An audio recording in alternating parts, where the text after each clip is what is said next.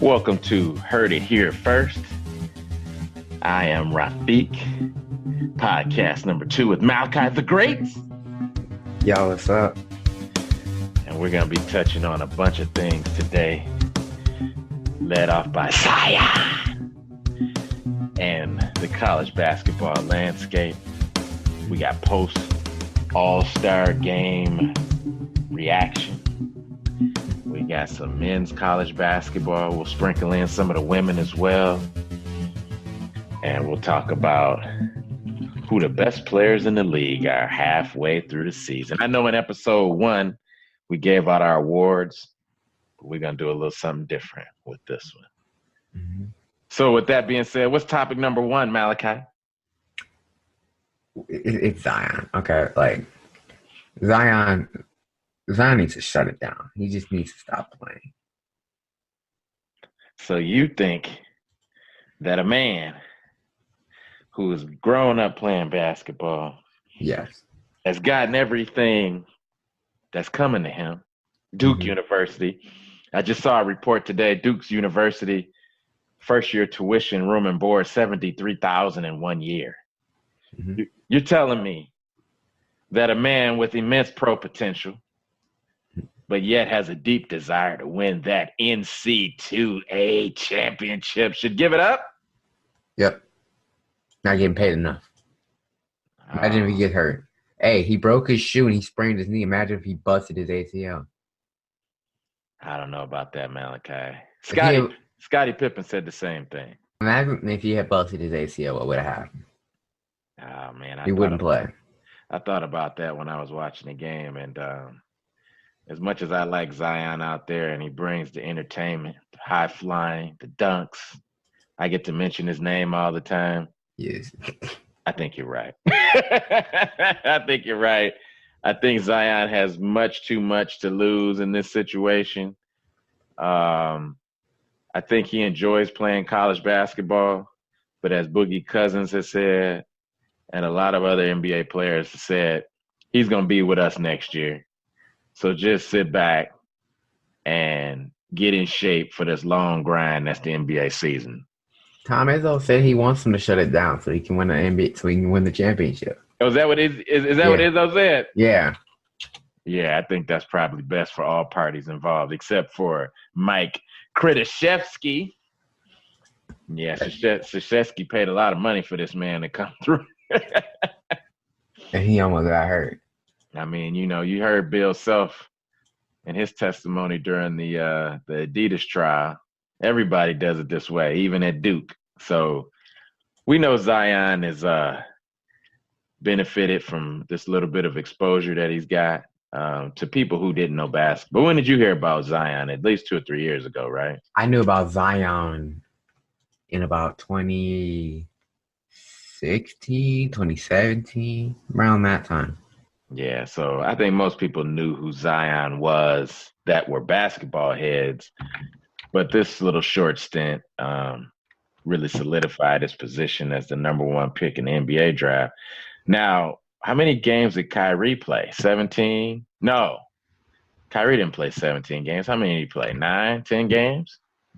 I don't know. Kyrie, let me look it up here. Kyrie Irving only played a few games. He got hurt during the 9th game of the season. 9 games, and then he came back and played in the tournament. Mm-hmm.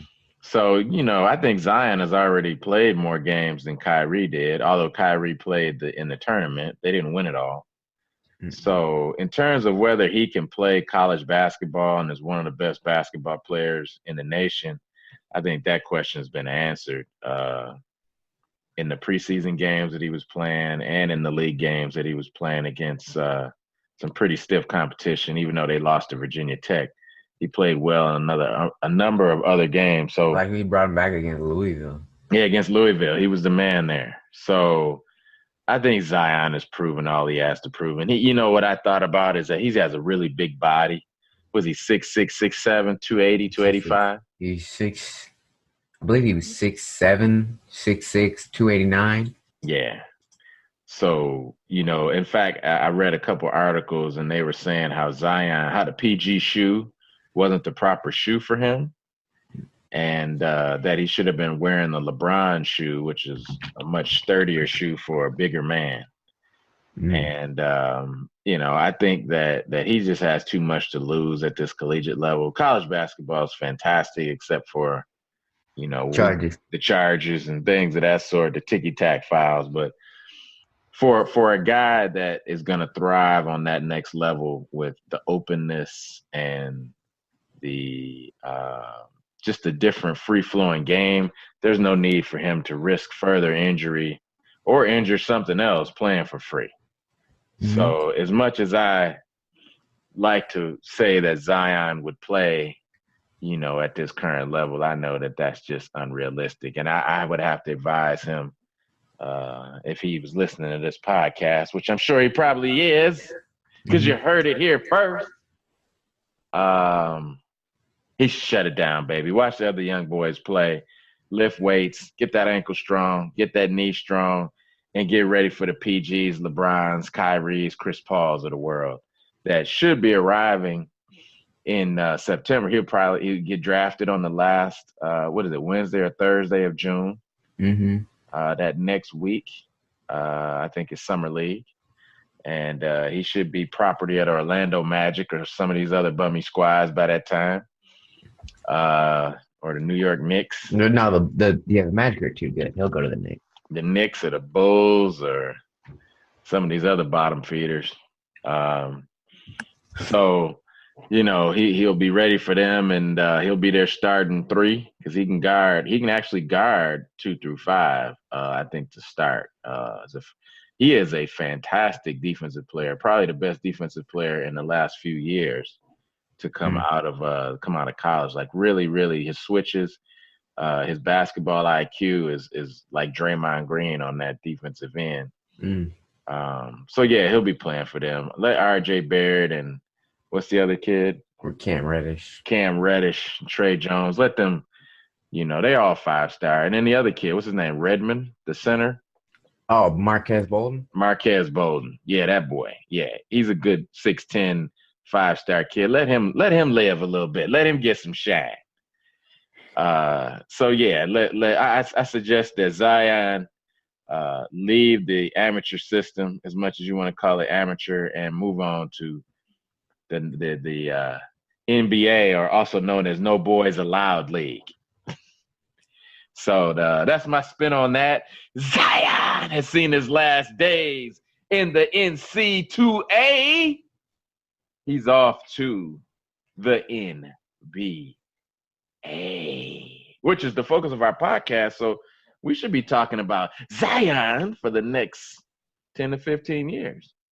Maybe even be the next Vince Carter, who's been there for how many years is it now? 21? 21. Woo! My goodness. I remember when he was a spry young pup out of North Carolina. Daytona Beach High School. He was amazing. Absolutely amazing player. What's topic number 2? As you would say, what was he say? Nombre uno? Nombre uno. Instead of numero uno. Típico dos. What's number 2? Boeheim. Jim Boeheim is. I don't know how this kid's not gonna get in trouble. Oh man, Jimmy B. Well, Jimmy B owns Syracuse University. Yeah. You remember Fabricio? That wasn't his name. What was that guy's Fab name? Melo. Fabricio Melo. Couldn't read. He couldn't read. Mm-mm. And he still started for a good 20-some games for them. And the man couldn't read. Jimmy Boeheim has had all kinds of scandal up there at Syracuse, but he's been able to duck everything. And with this man being killed the other day, I feel really bad for that. But I'm gonna tell you from a viewpoint on Jimmy Boeheim, nothing's gonna change. Whether Jimmy Boeheim was right, wrong, or otherwise, nothing would change because he is Jimmy Boeheim. National champion, gold medalist with the Team USA. I think he's a lead assistant or second assistant to Popovich right now. Nothing's going to happen. That's not coach. I thought it was Krzyzewski. No, he was associate head coach. For Team USA. This last one? I think Boeheim was. I thought my man coached the team. He was there with Krzyzewski. He lead assistant on for Krzyzewski. Is he on the current team as well? I think so. Yeah, he was on this. Yeah, it was Krzyzewski, Boeheim, I think Thibodeau, and Monty Williams. Yeah. So he's a lead assistant for that team, man. It's Jimmy Boeheim's been at Syracuse since I think 1969 as a grad assistant. So, he is Syracuse, and hopefully the story that they've told about Jim Boeheim is correct in terms of him being unable to avoid the guy that got out the vehicle that was disabled. But even if it wasn't, man, it's gonna be the same story. I mean, it's a tragedy. Jim Boeheim is ducked so many different things that I really don't trust too much coming out that Syracuse Orange program. That basketball is really the only thing they have. They had a strong football team in the late 80s, early 90s. But Boeheim is the show, man. He is the show. So, he joined the team 1962 as a walk-on. And from 1962 to present, he has been at Syracuse University. I mean, that is longevity that is absolutely ridiculous. Mm-hmm. And I don't think there's any way around that. So what do you think about that? I feel like that he's probably going to get out of this because he is involved in sports. And if he gets tried in the state of New York, where they love Syracuse basketball, he ain't going to get in trouble because people are from Syracuse or they like Syracuse basketball. They wouldn't send him to jail. You don't think they'll treat him like Joe Pye? Nah, he'll never go to jail. And he'll get what J.R. Smith got, which was like I remember how J.R. got Did he kill somebody? He did, remember in the manslaughter thing? He got indicted. Oh man, I forgot all about that. Yeah, when J.R. killed the dude. Wow. And J.R. didn't get in trouble. He pleaded guilty. He got 90 days in prison. That's what Boeheim's gonna get. You think Boeheim will even get that? No, he'll serve he'll get 90 and he'll serve 2. I don't think he'll get community service maybe. I don't think Boeheim will even get indicted. I don't think anything. Oh, this is when J.R. killed the man. He was his friend who he was riding with. Yeah, in the car. Boeheim killed the man on the highway. Jim Boeheim killed a man on the expressway. I mean, what do you think about that, man? That is, and then he gets a standing ovation before the Duke game. This is ridiculous. He killed a man. Why are we giving this man a standing O? He's the one that got Syracuse put on probation for Fab Melo. Sherman Douglas came out of Syracuse and couldn't read. I mean, this guy doesn't care anything about education at all. Jimmy Boeheim has been skating for years, and now he accidentally struck and killed a man on a darkened, ice-covered highway after a loss. They said alcohol wasn't a factor. How much do you believe that? I mean, after a loss to Duke, how badly did they lose? Or to Duke, how bad did they lose? 75-65. 75-65. That's not a terrible loss. Also the fatal accident happened after they upset Louisville 69-49 at the Dome. So they actually alcohol. You think so? Yep, got excited. I think so. How do you hit a disabled car? On a side. I have no idea. You're driving on the highway and you hit the car on the side of the road? Says that the guy skidded out of control on a patch of ice, struck a guardrail, and came to rest perpendicular to the 2 left lanes on the highway. As he was scrambling to safety on the right shoulder, here comes old Jimmy B. swiped him. He came over a rise in the road, swerved to avoid the disabled car. Bam! He killed Jimenez, a native of Cuba who had just moved to Syracuse to be with his 2 sons. Oh, crap. Come on, Bayheim. Yeah, man. Yeah. We'll have to see how true all of this Jimmy B wasn't involved is. I don't believe it. I don't believe Jim Boeheim. I believe that he's only there to increase his visibility. He's had Derek Coleman over the years, Sherman Douglas, who I said couldn't read. He's had Pearl Washington. Wait, Sherman Douglas couldn't read either? Yeah, Sherman Douglas. Him and Fab Mello. Those are the ones I know. Fab Mello, and then wasn't he paying dudes Yeah. in the YMCA? I think he was paying guys. So it's like, come on, man. Come on, man. Really? I don't trust it at all. So I have a hard time believing anything about Jimmy, like at all. But my condolences go out to Jimenez, the man that died. But yeah, I don't believe that, and I don't think anything's ever gonna come out of that. I think J.R. Smith was a young guy who they kind of had it out for. But I don't think that Jimmy Boeheim the truth will ever really all the way come out, because like I said, he owns the school. He's a living legend. Mm-hmm. So yeah, that's all I got to say on Boeheim, man. Jimmy B. Boeheim only got 1 national championship. He's been in 40 years? He's got 1 national championship in like 40 years. 40 years. He went to the finals with Derek Coleman against Bobby Knight back in like 86, 87 when what was his name? Keith Smart hit that jump shot. What's my man from Boston? What's his name? Marcus Smart, right? Mm-hmm. So yeah, Keith Smart hit that jump shot, and that was it. I think he's only been to the finals twice.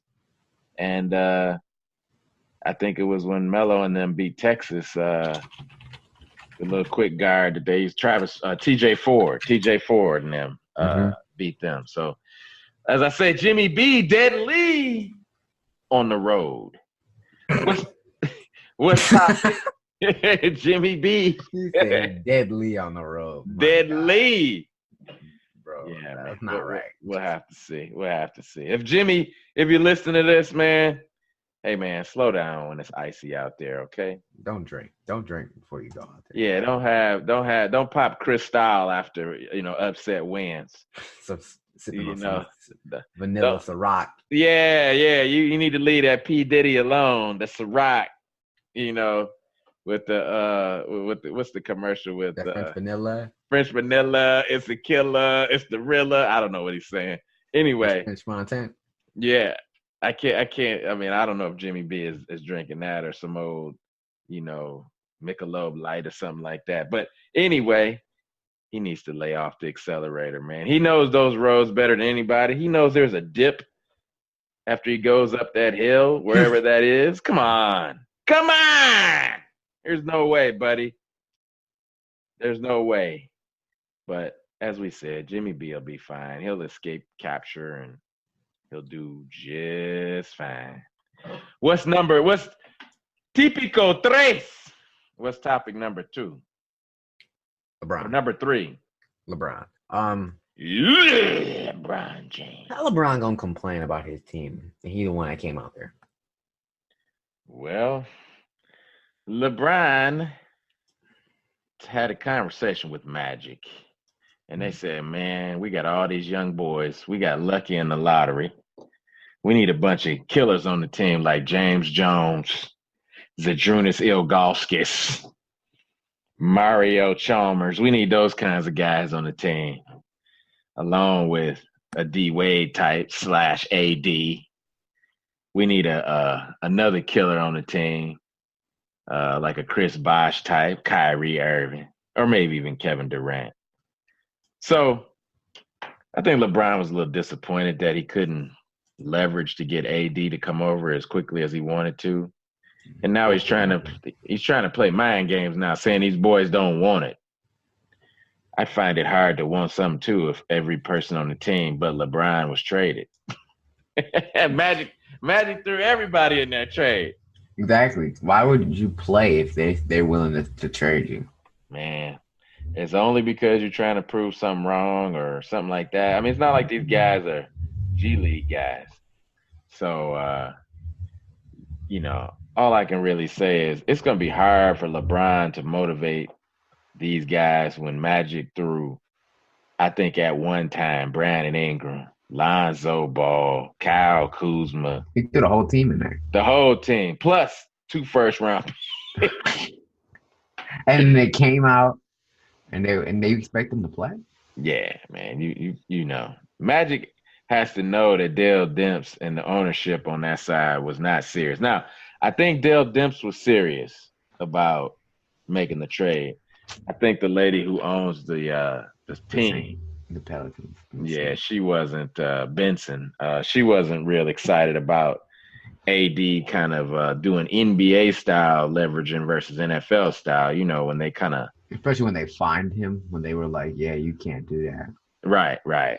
So, it's going to be hard for LeBron to get these boys to play and believe in him in the same way they did in Cleveland because, one, they're young. Mm-hmm. The boys that LeBron was motivating, they weren't super talented, but they were older players. They had been in the league for a while, even the Dellavedova types and what's that boy, Rodney Hood types and Tristan Thompson and Kyle Korvers. They weren't the most talented, but when LeBron told them to do something or told them where to be on the floor defensively, they would get there. And they made shots. When he gave them cookies, they made shots. These boys, they don't know how to play basketball. Now, Ball does. And Kuzma kind of does. And Kuzma does. But Brandon Ingram is just look, I think the commentators are now just picking up on what I said. He's a third or fourth option on a decent team. He's gonna be like Andrew Wiggins. I put him down with the Thaddeus Youngs and the Bo Outlaws or Travis Outlaws. Travis Outlaw and Thaddeus Young are some of the most talented guys. They're both 6'10", wide shoulders. I thought Thaddeus Young was like 6'5". No, I think that he's 6'5" in socks. Thaddeus Young? Mm-hmm. He's 6'5" in socks. 6'8". 6'5". He's 6'8" in the shoes. Oh. He's 6'5" in socks. Oh, okay. Mm-hmm. Thaddeus Young is a very, very talented player, but at the same time, he's not a go-to proven scorer, right? And so is Travis Outlaw. Travis Outlaw he's the legit 6'9", right? Travis Outlaw? 6'9", yeah. Mm-hmm. Travis Outlaw is like physically blessed. And I think that Brandon Ingram's the same guy. I think he's the same guy. I think they have these fantastic bodies. They can jump. They're long. They got everything. But man, when it comes to putting that package together, I don't think they can do it. And I think Brandon Ingram, unfortunately, is that guy. I think that he's a bunch of tools. He's a toolsy guy. He can handle it. He can shoot it. He can run. He can jump. Right? I think he has all these tools, but what he's not a good basketball player. Mm-hmm. And I think that they're going to – and I think what Magic thinks is he knows this dude can't play. Mm-hmm. And I think that he's like, man, I got to move this guy before everybody else figures out he can't play too. Mm-hmm. And, I think that, that was part of why he was in the trade.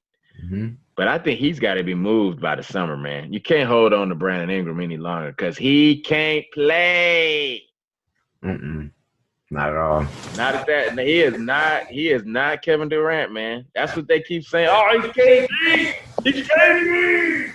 He's not KD. He's more like Boo Boo E. He what's his advanced stats? Who, Brandon Ingram? Let's look at his advanced stats. Okay. Brandon Ingram has a 12.8 player efficiency rating Oh, with 54% true shooting. The usage rate is 23.1. Win shares 1.5. Oh man, he's terrible. 1.5. When are they gonna figure out that this guy can't hoop, man? When? Like what else do you need to see? And you know what? The thing about it, sometimes stats lie. Stats don't lie on this guy. They don't lie, man. This dude cannot play, man. Like, I'm not saying he's not an NBA player because I think he is an NBA player. But his net rating this year is negative 0.9. So offensively, he's 106.5. Defensively, he's 107.3. So he give up more points than he get. His assist to turnover ratio, 1.16.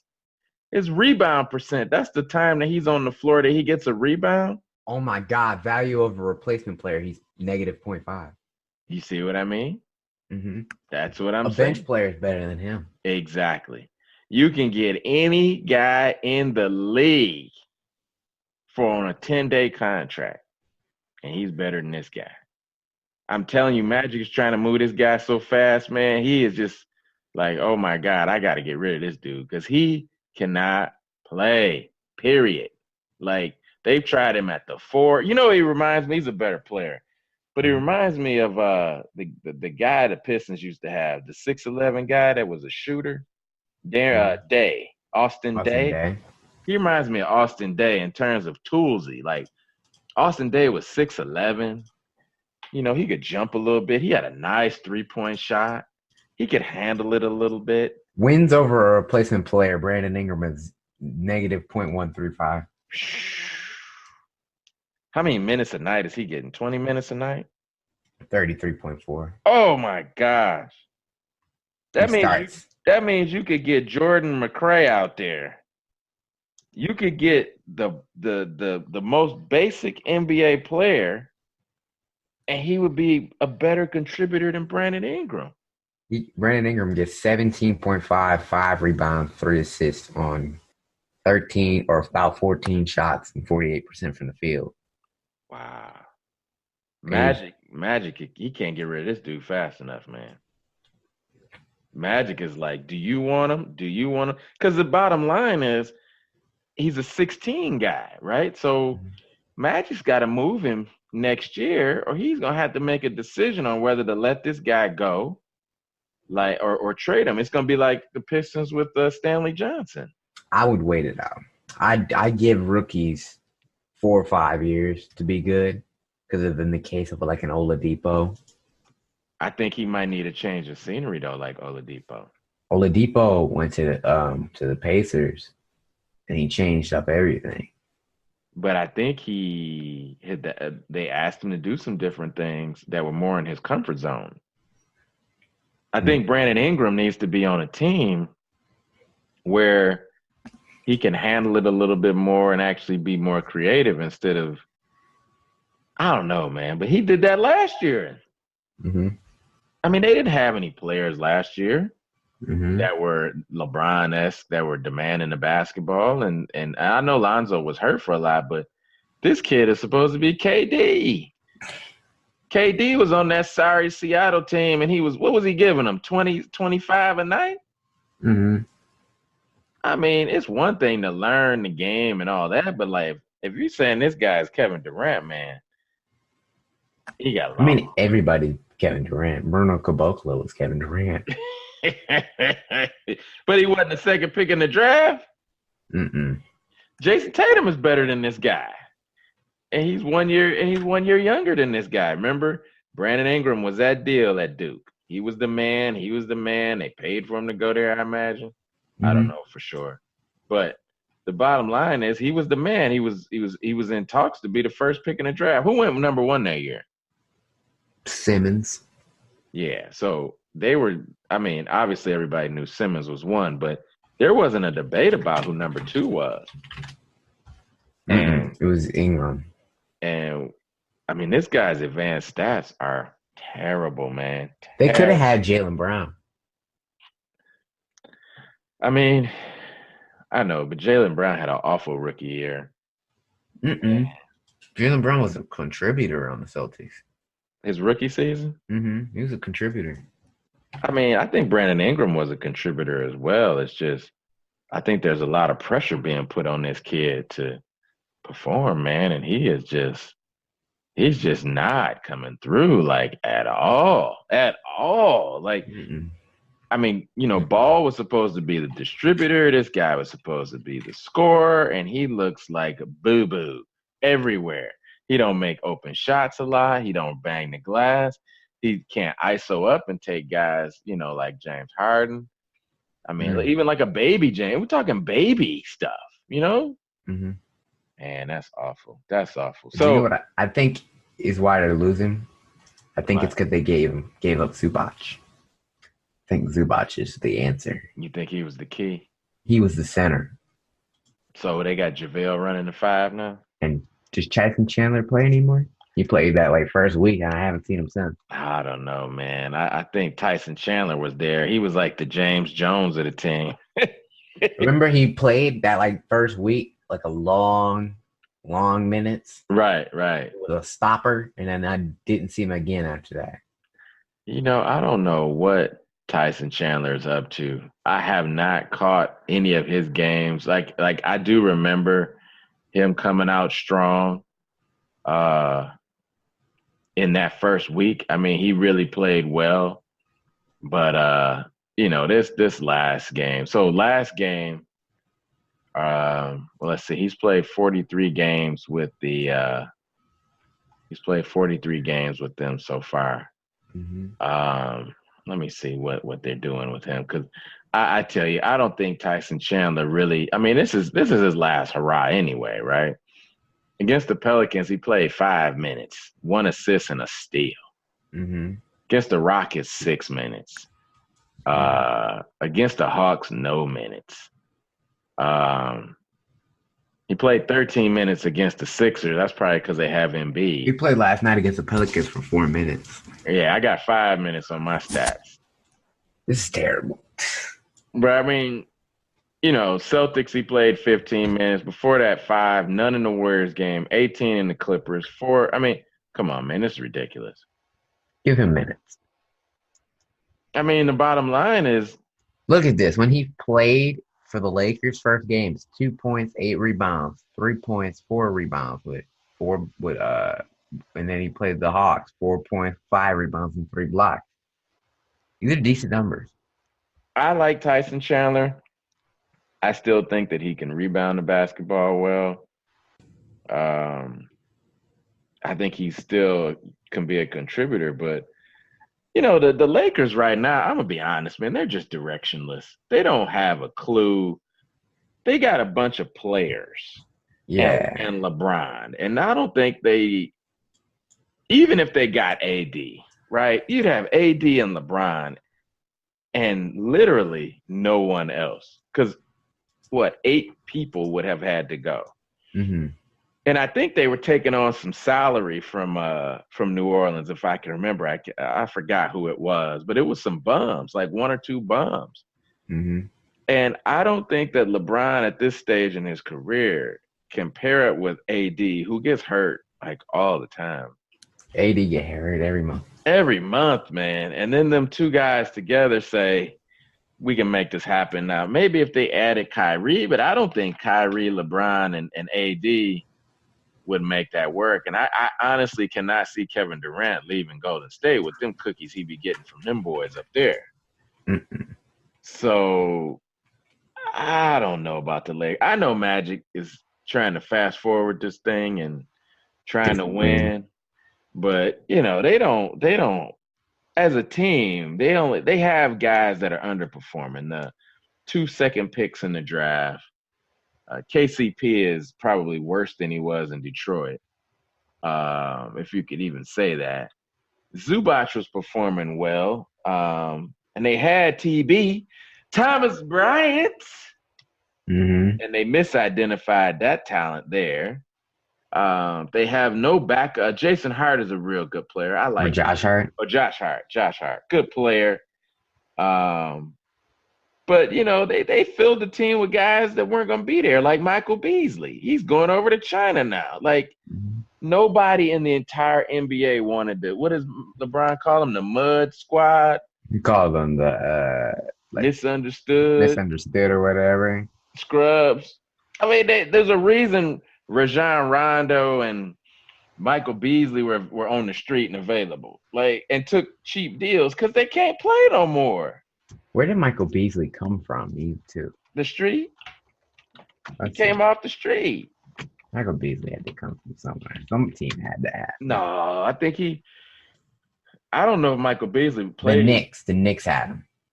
Oh, they did. And he was, I don't know what Magic, I guess Magic is trying to sell tickets, and so he put these bums on the team. But Michael Beasley is well regarded as a guy that can score the basketball. Mm-hmm. And can't guard his position to save his life. Mm-hmm. Bum. I'm going to call him a bum. And he's out of Prince George's County, Maryland. Bum. That's what he is. He is no Zion. Or, as I'm known to say, Blake. Let's talk about Blake Griffin for a quick second. All-star. He's showing up. Pistons right now are number 7 in the East. Reggie Jackson's regained a pulse. And with that, to go along with Dre Drummond, who's managed to hit a few free throws this year, my Detroit Pistons are number 7 in the East, baby. They got to be better than that. Come on, Reggie. Come on, Reggie. We're waiting on you, baby. Pistons might make some noise in the playoffs, though. They got the Blake show going. And we got last night's game winner from the 7-foot South Sudanese Australian maker, the shot maker. I told you Don Maker was the guy. He's actually done some things, man, that, he's given an opportunity. I call him Don the shot maker. Hey, man, we'll take whatever kind of talent we want. Because you know what? We missed out when we drafted Stanley Johnson. We had the wrong coach, the wrong system. I think Stanley could have been a great player, or at least an NBA All-Star. And I think Van Gundy absolutely ruined the guy. Stanley didn't have a left hand. Stanley was so good, he didn't need a left hand. He dominated. He was a 4-time high school player of the year in California. Mm-hmm. And he was all Pac-12 out there in Arizona. And then Stan says, you're not good enough. And it got in the boy's head, messed up his confidence. And the next thing you know, he can't play. Mm-mm. He's out there as a situational defender. What? No. That's not what guys aren't in the 3rd and 4th grade say, you know what? When I grow up, I'm going to be a situational defender in the NBA. I can't wait till I make the NBA so I can be a situational defender. No, nobody does that, man. But that's what Stan reduced my man to. And, Thon's maker, man, he's making me a happy man right now. I'm appreciating Thon's contributions. What is he, 7'1"? Mm-hmm. Yeah, I really like that guy, man. I'm real pleased with what Thon's maker is giving us right now. I know that's off topic, but I got to throw in the Detroit Pistons. What about what's the latest on the Wizards report? You don't want to hear the Wizards report. What's wrong with the Wizards report? You don't want to hear it. It's not. You don't want to hear it. What's going on with us? I mean, we got an all-star in Bradley Beal. How about Brad? What's Brad been up to? Brad been carried against the Hornets with the 46. Woo! But tell me a little bit about Wesley Johnson. Wesley Johnson sucks. Oh no! I'm sorry, Wes, but like you can't do nothing, bro. You played the first 2 games. Johnson is the throw-in of all throw-ins. Now, how many times has he been thrown into draft picks? he is the draft pick. He's the draft pick. It's like getting a 2nd-round pick. It's just getting Wesley Johnson. They'll be like, "Oh, we'll throw in Wesley Johnson." Oh no, they don't do that to him like that. He's the 2nd-round pick that can actually play for you right away. He's a 2nd-round pick. He's like my man, Luke Ridnour. Nah, they're like, you know what? Take this. Take Wesley Johnson. That's a 2nd-round pick. Oh my God! Wasn't Wesley a top 10 pick too? He was like 4. Oh my gosh!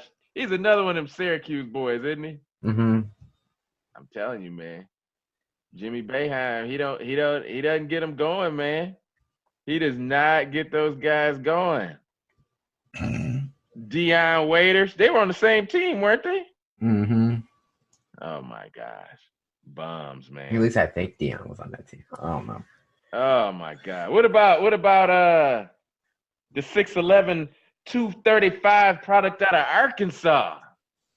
Bobby Portis.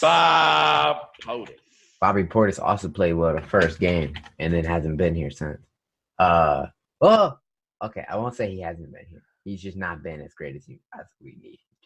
Okay, so we need Bobby Portis to be at least dropping. Have you seen Bobby? Have you seen Bobby Portis ever guard somebody before?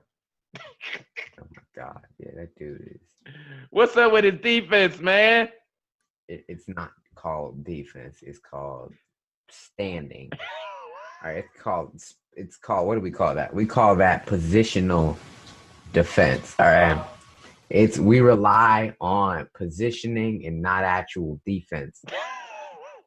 We just rely on, okay, we're going to stand right here, and hopefully that will cause the ball to come off the other side.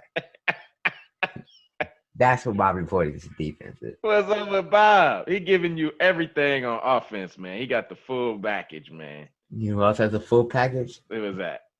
Bob Boban. Can't play 5 minutes. Hassan Whiteside's a great defender. Can't guard nobody, though. Oh, weak side. That's it. Great rim protector. Can't do nothing else. He weak side, man. So, have you seen Bobby up close? Did you get a chance to check him out up close? Yeah, and I never want to ever again. Oh, no. If Cody Zeller's dropping dang near 20 points on you, Cody Zeller of all people. Oh no, Cody Zeller is the most unathletic, stereotypical white NBA player you've ever seen in your entire life. Oh no, Cody Zeller is like he's like, oh shoot, what's that dude's name?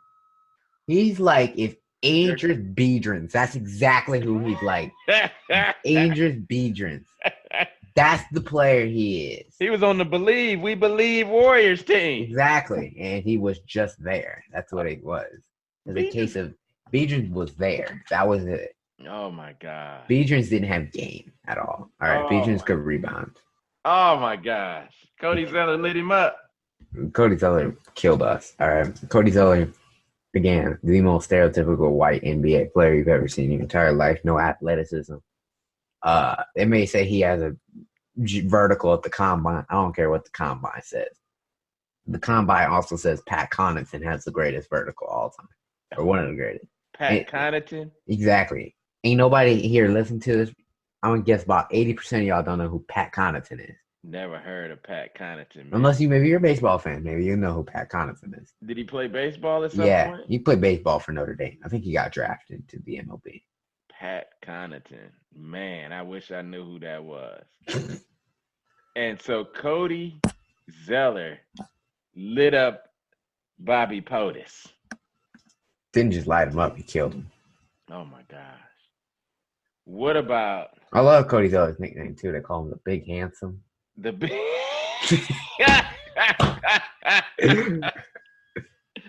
Doesn't he look like he's 55 years old out there? With a bald spot, looks like a dad. Oh my gosh. Oh my God. He lit up Bobby Portis, man. Uh-huh. Well, tell me that Bobby Portis punched him in the mouth though when he got a rebound. Hey, I heard them Charlotte fans. They were like, "Punch him." They were telling him to punch his teammate. He said you have a better chance of punching your teammate than playing some defense or whatever. They said maybe you'll benefit it if you punch yourself and get suspended or something. No. Bro, they was going in on my guy. No, he didn't say that to him. They was going crazy. Oh my God. Because you can't guard everybody. Oh my goodness. That's terrible, man. So the trade was for Portis, Wesley Johnson. You got Trevor. You got. Oh, how about Parker? He looked like he was in fabulous shape out there. He's built like a Krispy Kreme jelly-filled donut. All right. No. All right. Jabari Parker is what we like to call doughy. Jabari Parker runs. He looks like if 70-year-olds were running 5-on-5, like with all the skin just bouncing. Oh no. Like Jabari Parker, I love Jabari Parker. Great player. Not a great player. Good player. Average NBA player. Jabari Parker needs to fix himself. All right. He looks like a donut. All right. Like not like a donut, but not a regular donut. The jelly filled Krispy Kreme raspberry jelly donut. Oh right? No, that's the jelly filled. He's nice and round. Oh, he's built like a biscuit. All right, lose some weight. Oh no, Biscuitville. All right, out of shape player. Out of shape, needs to fix himself. Oh my gosh, but he plays lockdown defense though, right? He tries. Oh man, he tries to play defense, and that's what I appreciate. He went from saying you don't get paid to play defense to all right, maybe let's play a little bit of defense. What about if he doesn't play defense? He'll be sitting next to me and you on the podcast. We can be like, "Yo, Jabari, bro, what happened to your career, man?" Oh my gosh, man, this guy, he is so out of shape, man. It's unbelievable. Even with, I mean, he can jump, he can still do stuff, but he needs to lose a good 15, 20 pounds, man. Bro, he needs to fix something. He's way too big. Way too big. He can't guard threes. He's not strong enough for the fours. And he just looks, he takes bad shots because he all about them FGAs out there. I mean, he's taking all them shots. Man.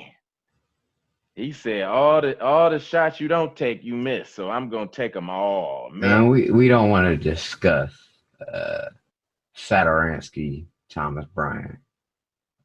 Who else gave us some quick minutes? They should have put Jason Randall in there. Sam Decker played a strong 1 minute with their fan sitting behind us with his jersey. Like, put in Sam Decker. Like, ain't nobody want to see Sam Decker play. That's probably the least of anybody's worries out there is to see freaking Sam Decker, who only good when John Wall plays. He's only good when John Wall plays because John Wall gives him them cookies right underneath the basket. It's the only time he's actually a decent NBA player. Oh no! He plays with John Wall. So yeah, that's my Wizard report. Never again will we report probably because there's nothing to report unless you care about an 11th seed. Well, we got the draft coming up. We got some. Yep, and we got to get my man from Oregon, Bobo, or get Bruno, or get Jonte Porter from Missouri. You think that Jonte Porter will come in and rim protector? That's all we need. I think Bruno as long as you don't expect him to score in the NBA, except for dunks and tip ins, I think on the defensive end, I think he can switch out on guys on the pick and rolls, Mm-hmm. and I think he can play good defense on his man, and I think he can also offer rim protection on the weak side. Mm-hmm. He may be the best pick right now for the Wizards. Bobo, we'll have to see, man. That foot, he has a Jones fracture, right? I believe it's a type of Jones fracture. Yeah, so we'll have to see. I mean, now KD came back, really really quickly from the Jones fracture, Mm-hmm. but he also is not 7'3". They said Bobo's stress fracture is very uncommon. Mm. He had a stress fracture to his navicular bone in his left foot. I don't know what that is. So the navicular bone is particularly vulnerable to stress fracture with repeated sprinting and can be extremely difficult to treat as it has a high failure rate. Mm. Yeah, and it has good blood supply,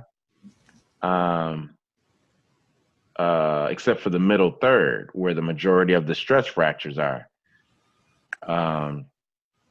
So I'm not sure you want to take a chance on this Bobo right now. I had to put a bone graft in from his pelvis. Yeah, man. Yeah, because he's such a long guy. Not real sure if Bobo is gonna be. The guy. Yeah, I mean, you don't want a situation where you're picking a guy like, I'm trying to remember the kid they picked him before Michael Jordan, Sam Bowie. Mm-hmm. You don't want to have a Sam Bowie type of situation where you're passing other talent. Now, if this guy is available, say you were to get a second first round pick, and you were to get him somewhere around where Porter went. Where Michael Porter Jr. went, and you just say, all right, we're gonna redshirt you this year. I think that might be something that's worth it. But then you're giving up a guy like a Bruno who, could come in and you could develop him as well. Kind of like a Bam Adebayo. Mm-hmm.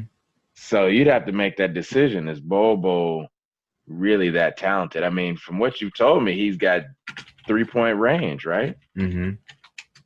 I mean, is he really that good of an offensive player?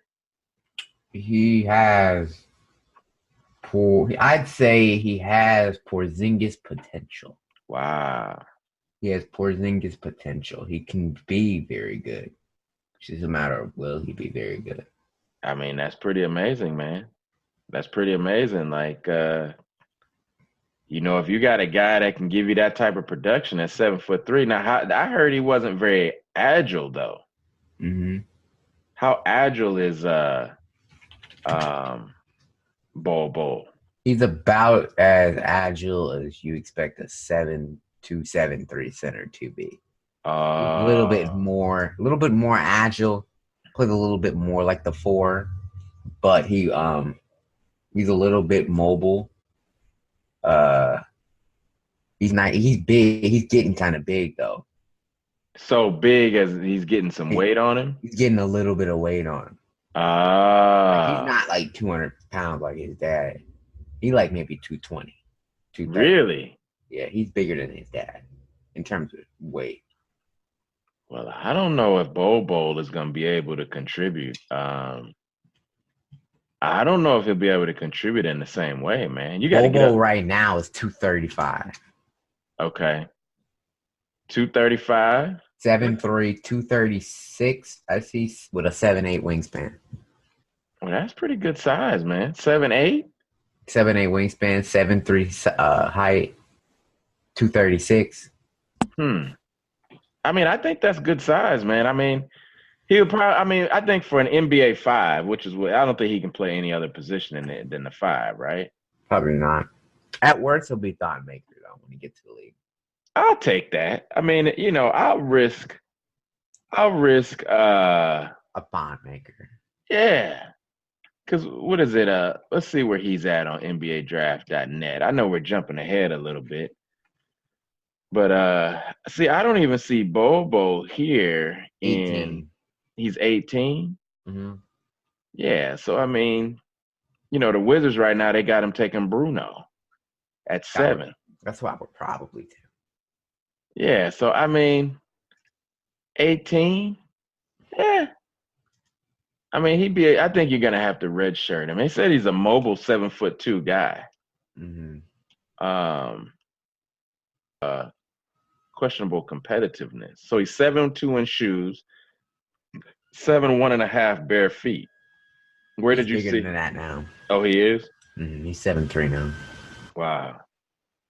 Well, I don't know, man. That's something that I would think about. But the Wizards do need another big time player, and I think Bruno at best could be a Ben Wallace. I think at best he could be. I don't think he'll be Ben Wallace because I don't know if he can guard as effectively as Ben Wallace. But I think he can be at worst he'll be a DeAndre Jordan. That's what he'll be. Okay, I'll take a DeAndre Jordan. He'd be a DeAndre Jordan. A DJ with the free throw? Can he shoot free? At best, yeah, he can shoot free throws. Yeah. He might be better than DeAndre then, because DeAndre's free throws. Who can shoot free throws? Steven Adams? Yeah, Steven Adams can shoot free throws pretty well. And DeAndre can now in his, 11th, 12th year in the league. Bruno shoots 76.7 from the line right now. Yeah, so I expect him to be a guy that shoots over 70% from the free throw line, which is pretty good. I mean, could get a three-pointer.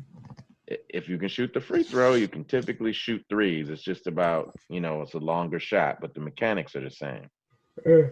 So, and what's our last topic then? We did Wizards report. We're going to do the top 10 NBA players for the midseason. Ooh. So, my top 10, at 10, I have Dame. Dame! Now, Dame's winning this team way too many games. The Portland Trailblazers are probably, I don't even know. Are they even like a 45-win team?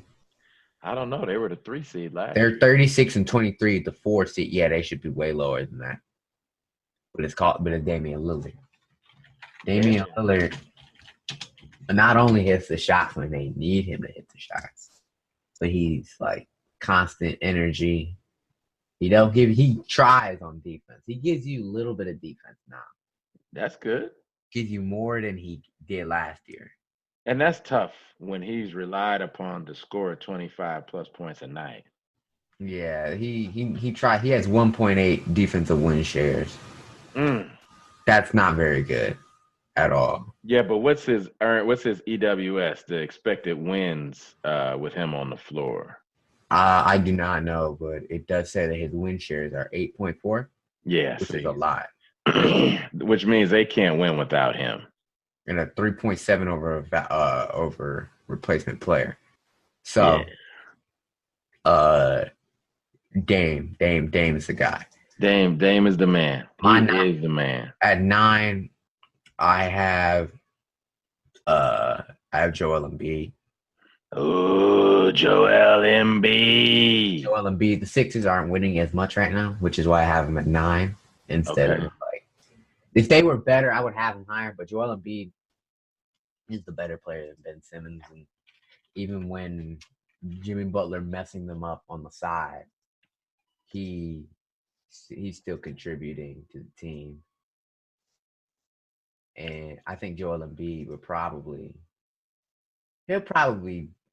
get them a 3 seed, 3-4 seed. With his nemesis though, man. His nemesis is Al Horford.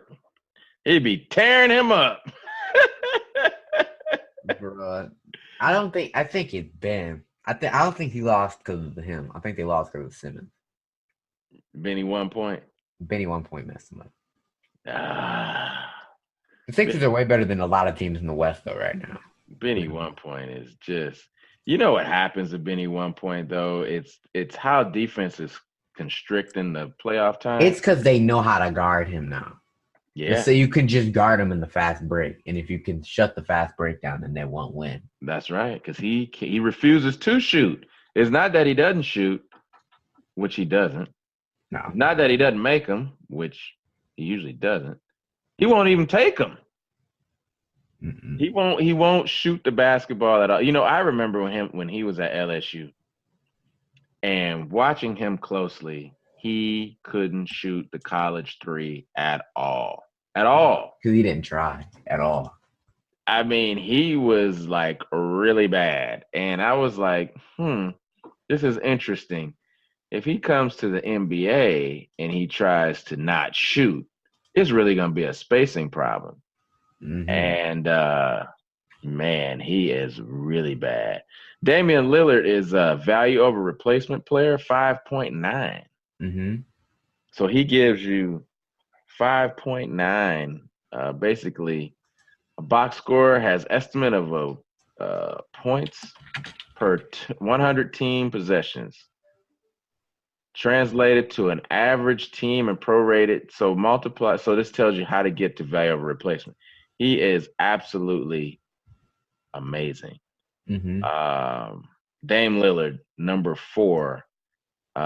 Let's see some of the other ones. His offensive rating. I'm not seeing it here, but they got some bums in there, so I'm not putting a whole lot with that one there. Offensive win shares. Damian Lillard is number 4 at 9.9. That's the number of wins contributed by a player due to his offense. How about that? 9.9 wins. And let's see here. I'm not seeing anything on the defensive win shares. That's what I should be looking at. Ben Simmons is number 2 on the defensive win shares. I'm not seeing Embiid on any of these at all. Mm-mm.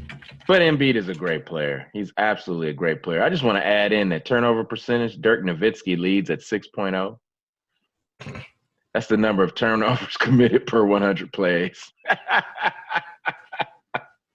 This guy is outpacing the guards. It's time, Chief. It's time. It is time, Chief. Man. Bruh. How you going to be 7 feet tall and lead the NBA in turnover percentage? It's pretty bad, man. So at 8, I have Anthony Davis. All right. Oh, yeah. 8. Now, here's why he's 8 instead of top 5. It's because he can't. He doesn't want to play. Now, I can't give you enough. His team sucks, even with him. See, some of these dudes are playing on bad teams like Damian Lillard. Right. And they're winning. Anthony Davis plays on a bad team, probably better than the Blazers, though, and they're losing. Well, Anthony Davis is number 5 in offensive win shares at 8.8, and number 3 in defensive win shares at 4.9. This guy is amazing. Absolutely amazing. This year he has 2.7 defensive win shares with 6.2 offensive win shares. The value over replacement player 4.4. He's a good player. It's just his team. I know he doesn't have a good team, but come on, you got to win a little bit more. 20 games, 27 games. You got to win a little bit more than that. You got to win a little bit more, but he doesn't have. It just does not have. Damian Lillard got 46 wins. I know he got McCollum, but it's not like that's a super helpful improvement. Well, McCollum is just a guy. He's god talent. I think he's an above average shooting guard in the NBA. I think on the defensive end of things, he just can't hold up, man. He's just too little. I mean, in socks, he's probably 6'2". Mm-hmm. And the guy is just too little, man. Just too little. He can't get it done. And I think with him and Dame, they're both very good basketball players, which Dame is probably, the better player. But they want to get this guy on the floor, but he's too small. Mm-hmm. He's too small. You can't have a mouse in the house trying to guard these giant two guards at 6'7" and 6'8", and he's too tiny. And that's nothing. That's no knock against McCollum's skills, because the guy can play basketball. But at 6'3" and 190, effective field goal percentage, 518. He's averaging 20.9 a game. He's shooting 35.6 from three. On 6.2 FGAs a night out there, playing 33.9 minutes. I'm not seeing it. I'm seeing an average NBA player. I'm seeing a guy that can go off for 40 on nights, but I see a guy whose defensive win shares are probably putrid. And that is what's holding Dame back. That's what's holding him back. He can't, guys cannot give up the same amount of points that they give, or they end up losing the game. Mm-hmm. And I think that's what you get from McCollum. These guys are giants. Just think about the two guards in the NBA. If you're 6'5", you consider kind of average height. And at 6'3", man, I mean, Joe Dumars used to struggle at 6'3" to play the two. There's no way in today's NBA you can play the two guard at 6'3". You just in 190. That's just like that's not gonna work. All right. So for number 7, I got the man. I got Paul George. PG, are you with me? Paul George has been dropping 26 a night for 27 a night for the Thunder. That's a lot for him, because I don't know if he's ever put that up in his entire career. Now he's got Westbrook get him cookies, whatever. Yeah. He delivering with what he's given. I got him up at 28.7 a night. Oh my God. That's ridiculous. 28.7. How about Steph Curry at 28.7? Is that the quietest 28.7 ever? Yeah. You don't even know he's got 28. But PG, 28.7, 8.1 rebounds, 4.2 assists. He's shooting effective field goal percentage of 54.3. That's adding in twos and threes together. Shooting 84 from the free throw line. Shooting 45 from the field, 40 from three. That's near MVP numbers. That's MVP conversation. I think so. He's getting up 21 FGAs a night. He getting how many? 21 shots a night. That's 21 shots. And he's making 9.5 of them every night. That's not even half. 45%, but that's under heavy pressure, man. Yeah, that's under heavy pressure, and he's getting you an NBA high 2.2 steals per. So he's even getting 4.2 assists. So he's been, pretty effective with his ability right now, and of course his defense is. He's the best wing defender in basketball. So he's good. I like him. I think PG plays lockdown defense for them, getting all them steals. What did he get? How many steals a game? He get like 2.2? 2.2 a night. He's that's a lot of steals. Yeah. So he delivers. He gives you what you need. For number 6, I have Kawhi, because Kawhi putting up 27.3 points a night, 7.8 rebounds. And 3.1 assists with 1.6 steals. On 50.2% from the field and 36.8% from three with a 27 player efficiency rating. Toronto isn't the best team in the league, which is why he's lower. I mean, he's kind of lower. He's not the best team in the league. But Kawhi's a killer. He is, man. He's the best. He's the best small forward. Second, I would say him and Durant. Durant are the best small forwards in basketball. Of course, LeBron. LeBron, we'll take him out of the conversation right now because at any point in time he could come back. But as of who's playing right now, Kawhi is the man. I mean, he's absolutely the man. He's delivering wherever even in the All-Star game, he started delivering, right? He can do whatever you want him to do. And he does such a great job at it that, he's quiet about it. He doesn't do much. And he's just hooping, man. He's just hooping. I want to give a shout out to the top 5 power forward in the game, Blake Griffin.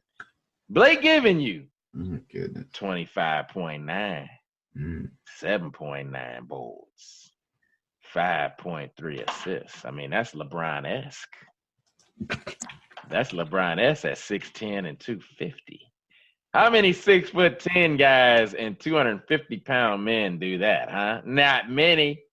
Probably one. Let me get a shout out to Bradley Beal. Brad putting up 25.7 a night, 5.5 rebound or 5.1 rebound, 5.4 assists. Good Lord. He has 1.4 steals, and he's shooting about 47% from the field. And he getting up 19.7 FGAs a night. Yeah, Brad. Brad wins them as many games as they can. Well, he's only shooting 35% from 3, which 5.3 win shares. He's shooting the lowest percentage he's ever shot in his career. Exactly, because he's putting up 21 or 20 shots a game. Brad is upping his productivity. He's played all 60 games this season. And he's giving them 37.4 minutes a night, which is really way too high, man. He should not be averaging that many minutes a night. They're gonna run him in the ground. I wonder if that leads the league. It's got to be close. He played 36.3 last year. He's leading the league in minutes played. Yeah, it's far too many minutes. You burn guys out. Brad needs a. He's a little bit behind. Him and James Harden are the same. Well, I see him at 22.41, and number 2 is Drew Holiday at 22.02. So James Harden is at 20.56. So, but Brad, minutes per game, James played 37.4, and Brad played 37.4 this year too. So he's about the same. That's way too Also, much. Trevor Reeves played 35.4 minutes a night. Good Lord. Man, that's a lot, man. On the Wizards alone, he's played 36.7. Yeah. That's and you see that. You see that he's in the game a lot and he needs blows. It's gonna hurt. Maybe not this season, maybe not even next season, but the season after that, you're gonna start seeing, things kind of tick up a little bit. Injuries, little nagging here and there because he's playing so much. So who's number? Where you at? Number what? 6? I think I'm at 6. Okay, that's 6. Blake 6. I believe this is 5. So at 5, Blake, I've got Kevin Durant. Oh, where's Blake? Blake's not even top 15 right now. Blake Griffin. Blake's not even top 15 right now. Is Blake Griffin not top 15? Nah, bro. At 26 a night? Kemba getting you what? 26. DeMar DeRozan's winning, but more than him. Jimmy Butler's better than him. Kyrie better than him. Nah. Westbrook better than him. Jokic. I ain't even put Jokic in there. Jokic is almost averaging a triple-double. I ain't even put him in there. Oh, man. Blake. Okay. Who did you say it was again? Kevin Durant. All right. Oh, yeah. No argument. Kevin Durant at 5 is low, but come on. He's been like 2-3 every single year. Like the past 10 years. He's the second best player in basketball, period. 20, yeah, but for the terms of the midseason and performance, their team and everything else, I got to move KD a little bit down to 5 because other dudes are like more important to their teams than he is. The Warriors could still win without Kevin Durant. He's just great. Yeah. The Warriors can just win without him. He's just a great player. He's the second best player beside LeBron, but for the season, looking at Kevin Durant put up 27.6, 7 rebounds, and 5.8 assists. Like that's a lot. Warriors don't need to have him. They could win without him. Yes. But he's there. That's why he's still top 5. But Kevin Durant's just a god. He is. Kevin Durant's great. So at 4, I have my shock people. I got LeBron because LeBron's team sucks, even though he sat out 2 months. All right. Mm-hmm. LeBron sat out 2 months. That's why he's at 4. You cannot sit out 2 months with a groin injury. Ain't nobody ever sat out 2 months with a groin injury. Yeah, I don't know. Ever. If they tear it off the bone or something like that. They literally played the Pelicans last night. I'm not even joking when I say this. Ian Clark gave them 17 points in 25 minutes. Julius Randle gave them 24, 3 and 5. And Sheik Diallo, you gave them 18 and 10 and on 100% field goal percentage. Mm. How does Sheik Diallo and Ian Clark light you up? You ain't never been lit up by Ian Clark and Sheik Diallo before. Hey, man. That's what happens when the whole team is traded. Also, they was willing to trade the whole trade. Everybody was in the negative. Even LeBron was in the negative. Hey, when you're trading the whole team, that's what it is.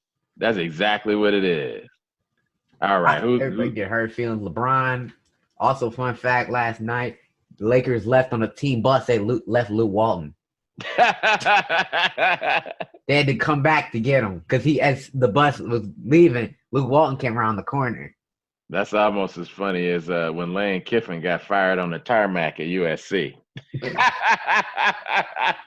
They didn't even wait to get back to the building. They told him he was fired after he got off the plane.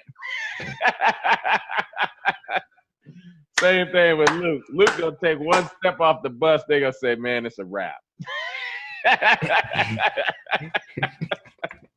That's it for you, Chief.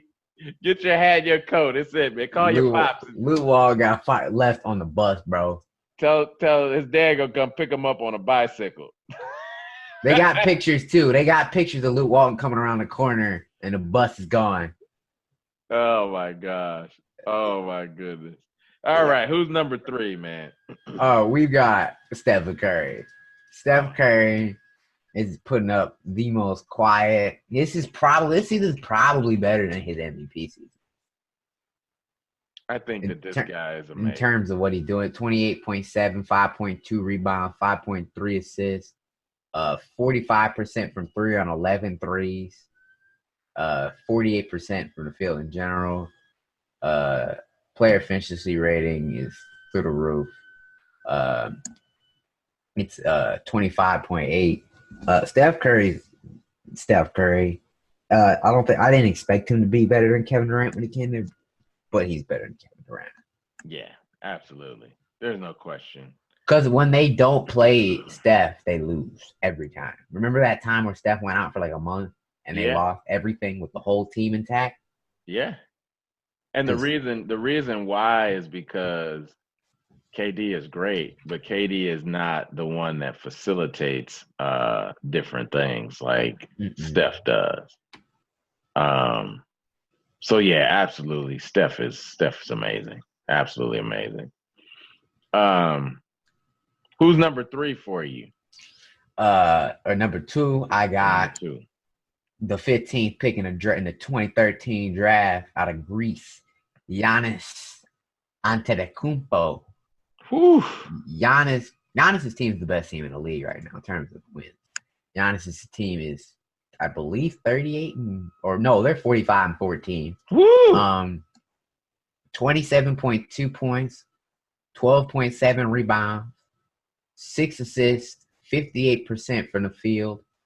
He tries taking threes now. They don't work. He's got a 30.3 player efficiency rating. Defensive win shares 4.5. Win shares in general 11. Value over replacement player 5.9. Defensive plus minus 5.3. These lead the league except for the value over replacement players. The win shares, the 11 win shares leads the league. Win shares, true shooting, 64%. Like Giannis is just the best player inside the paint. I think he scores the most post points in the entire NBA. I think so. I think he's just electric. Giannis within 5 feet, or probably within 10 feet, it's going down. Yeah. His finishing at the basket and his quickness and everything else, he's gonna get fouled or he's gonna dunk on you or do something within 5. If he's below the free throw line, forget it. He's too long, man. He can literally reach out and dunk on you. Yeah, from the free throw line.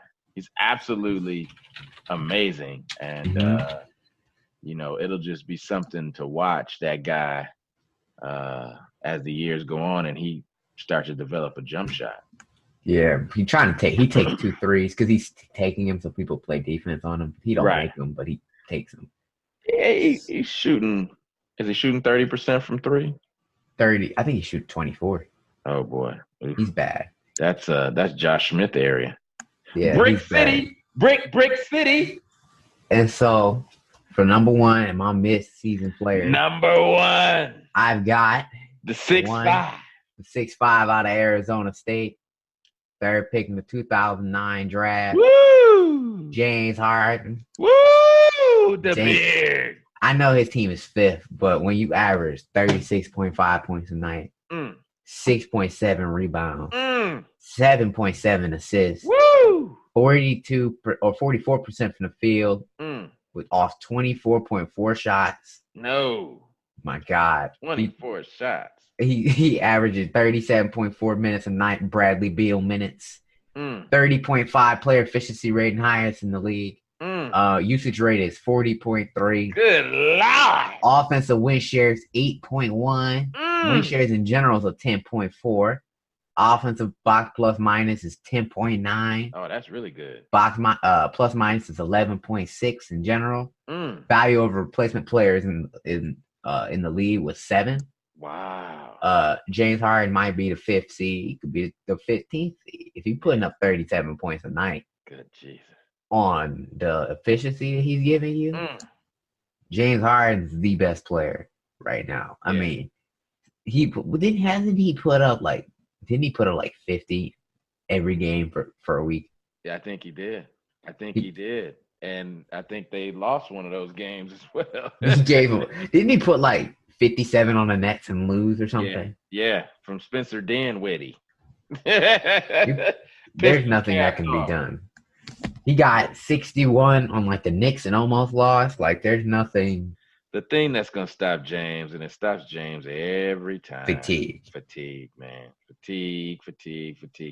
He's a competitive guy. He wants to play every minute, and that don't work. That doesn't work with the usage rate, what they're asking him to do, especially in the playoffs, the pressure of making shots, the pressure of actually having to guard. That's the difference in Klay Thompson in the regular season and the playoffs. He's kind of in the regular season, he's a real effective shooter and all that. And then when the playoffs come, that shooting falls off because now he has to really guard those guys. And you can't shoot and do the things that James Harden does, create on the dribble, rebound, be the facilitator on offense, score on the ISOs. You can't do all of that for 16 straight wins. And those difficult shots become even more difficult in the playoffs because there's more pressure on each one of those shots. And I think that as Kobe Bryant said, when you have a usage rate that high, it's not going to work, man. It's just not. It's just not going to work. And so he's performing very well in the regular season. He may average 30 or however much, but not a lot of people are putting stock in that because it's the playoffs. They got to see the different. Michael Jordan did a lot of great stuff, but what he really did well was he also did it in the playoffs, even before he won the championships. And that's the thing that people remember because one, those are the best teams in the league. Those teams have had an opportunity to scout you to death. Mm-hmm. And you're playing against people who know all of your moves. So it's not the first, it's not the second. They even got the third move down. And so you have to even do something more than that with more pressure on you than you had during the entire regular season. Mm-hmm.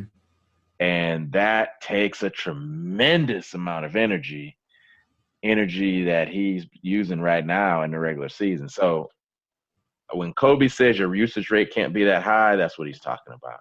Mm-hmm. And I agree with him, and I think he's a great player. But, I think they're going to need to spread it around a little bit. He can do that for a couple of games, but I don't think he can win 1, 2, 3, 4 series that way. I don't think it can happen. And with that being said, he's going to have to try to figure out something else. But no, I'm with you, man. He's the best player in basketball right now.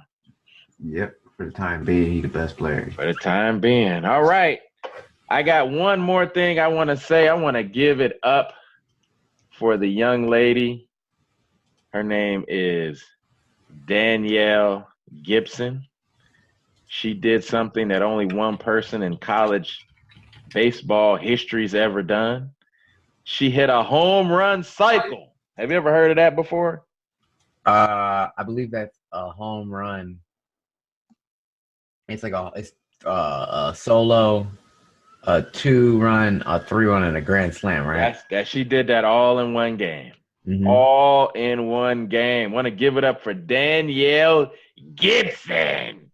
Yeah, some legendary softball play. Yeah, she's a Razorback. She's tough. We got some women's college basketball. UConn is doing what UConn does. We're going to touch on a little bit more of that, I think, in the next coming weeks as we have the tournament play come up for each of the leagues. We're going to have the fantastic Leah coming through. She's going to sit down with us and talk about how basketball on the women's side is as exciting as ever. She's also going to do a draft preview for us of the women's basketball game. And we're going to start with our next episode talking about the NBA draft. We're going to kick off a pre-tournament look at the top. What do you want to do? Top 20 or top 10? Top 10, like in terms of teams or players? Players. Top 10. Top 10 players. Who's in our 10? Who's out of our 10? We're talking NBA talent. We're not talking good for college. So no Jimmy Frederdets. No Adam Morrisons. No, who else was a good college player that I can't think of? Christian Laettner. Well, no, he's an all-star. He was an all-star. But no good college player that has no future. Oh, my guy from Notre Dame, Bonzie Colson. None of them bums. We talking guys that may not have the best stats in the world, but we envision them being an effective contributor to the NBA landscape. So with that, we're going to wrap up. This is Heard It Here First with Rafiq and Malachi, and we will talk to you soon.